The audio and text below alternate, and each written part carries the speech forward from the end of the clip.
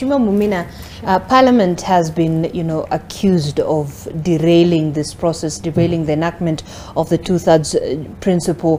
When we're talking about now the 13th Parliament in place, before we get into that memorandum that was sent by the President, how has, from your own description, because you're also a lawmaker, how has Parliament added to the disadvantage of the gender equity in the country, and not just about women, but it's the gender, both men and women, in this, in terms of equalizing and operationalizing this bill?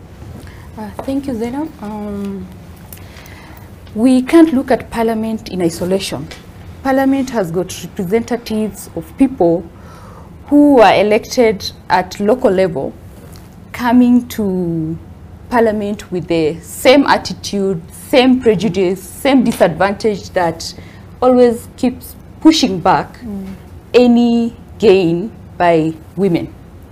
And the gain we are talking about is what the Constitution has given us, saying we should secure affirmative action to ensure that there is proper participation of women in leadership.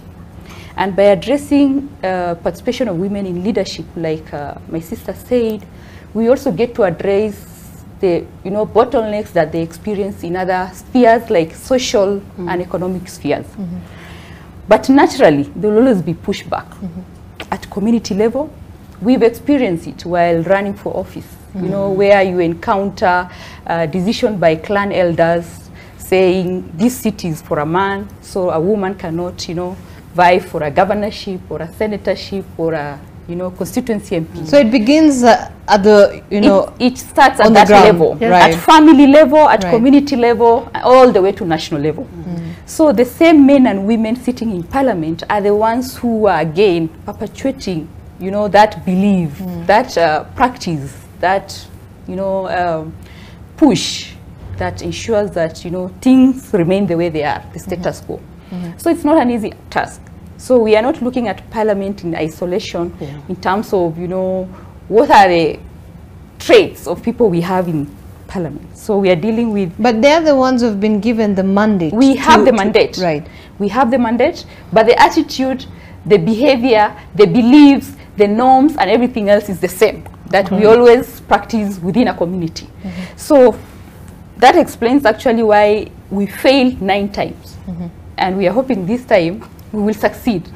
It's not because so much has changed, but because this is a key fundamental, rights that, is entrenched in the Constitution.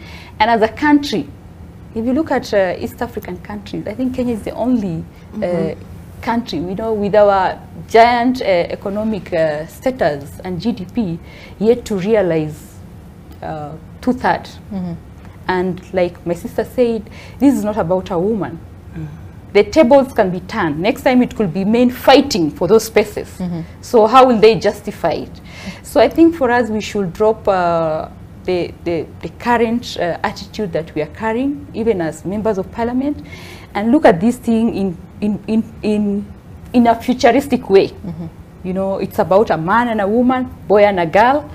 We probably could find any gender in that situation that needs, the affirmative action, and address it so that we're able to move forward as a society and as a nation. Right.